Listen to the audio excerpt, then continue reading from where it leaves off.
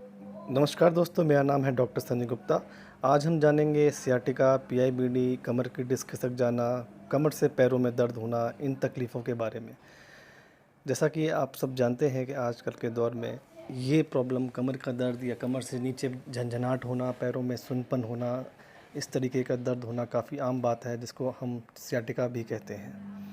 सबसे पहले हम जानते हैं कि हमारी जो रीढ़ की हड्डी की संरचना है वो कैसी है। हमारी रीढ़ की हड्डी जो है 24 हड्डियों से मिलकर बनी है।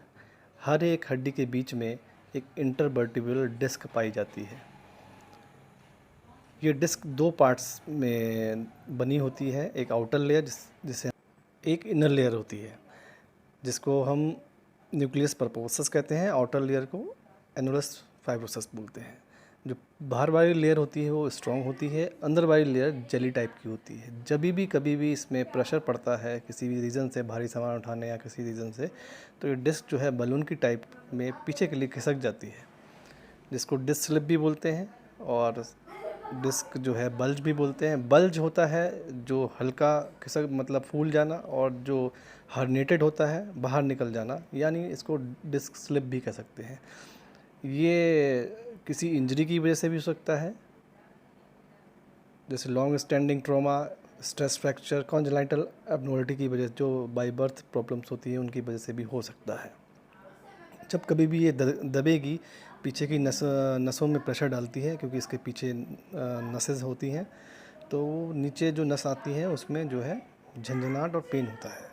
सिम्टम जैसे pain site of injury, pain, numbness, tingling in the arms और legs, pain worsen when bending, twisting and sitting, muscle spasm, muscle tightness भी रह सकती है।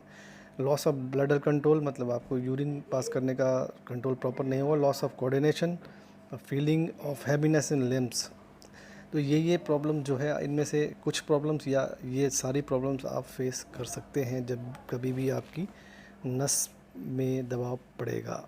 अब ट्रीटमेंट पार्ट में आते हैं। ट्रीटमेंट पार्ट में physical therapy and stretching and strengthening exercise करके इसको रिड्यूस किया जा सकता है। इसमें डॉक्टर आपको मेडिसिन के साथ साथ रेस्ट करने के लिए बोल सकता है, और कभी कभी जो है एट द साइट ऑफ जहाँ पर डिस्क बल्ज होगा वहाँ पर स्टीरॉयड इंजेक्शन दे सकते हैं, या फिजियोथेरेपी ट्रीटमेंट भी काफ़ी अच्छा वर्क करता है। अगर तब भी ठीक नहीं होता तो आप जो है सर्जिकल प्रोसीजर की तरफ जा सकते हैं।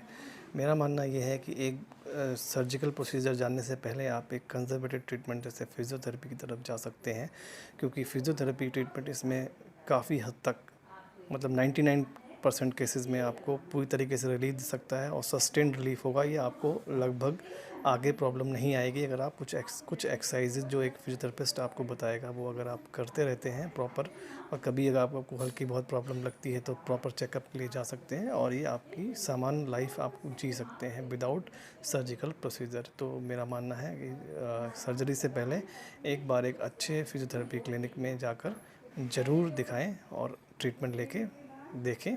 नहीं ठीक होता है तो सर्जिकल प्रोसीजर तो आप बाद में भी कर सकते हैं। ये एक एमआरआई की स्कैन है जिसमें आपको डिस्क बल्ज और डिस्क हर्निएशन दिखाई पड़ रहा है, जहाँ डिस्क बल्ज जो है हल्का बाहर निकला है और डिस्क हर्निएशन पूरी तरीके से बाहर आके जो वाइट जो है वो स्पाइनल कॉर्ड है उसमें टकरा रहा है। ये जो स्पाइनल कॉर्ड है यहाँ से ही आपकी नसें बाहर निकलती हैं जो कि पैरों की तरफ जाती हैं। अब सबसे बड़ा प्रश्न ये है कि हमें कैसे पता लगेगा कि ये मांसपेशियों का दर्द है कि नस दब रही है और नस का दर्द है।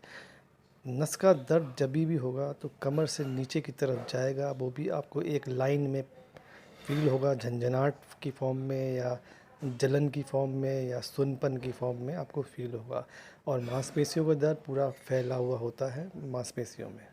ये एक डिफरेंस है। धन्यवाद।